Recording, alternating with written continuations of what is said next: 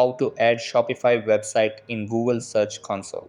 So the first thing that you want to do is open up Google Search Console. After that, log into your Google account and click on Start Now. Then add a new property by selecting either domain or URL prefix. If you're adding a URL prefix, copy your Shopify store's URL and paste it into the field. After that, verify ownership. Then, under HTML tag, click on Copy to copy the meta tag.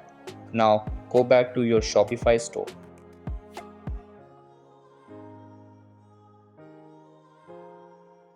Over here, under Online Store, click on the three dots next to your current theme and click on Edit Code.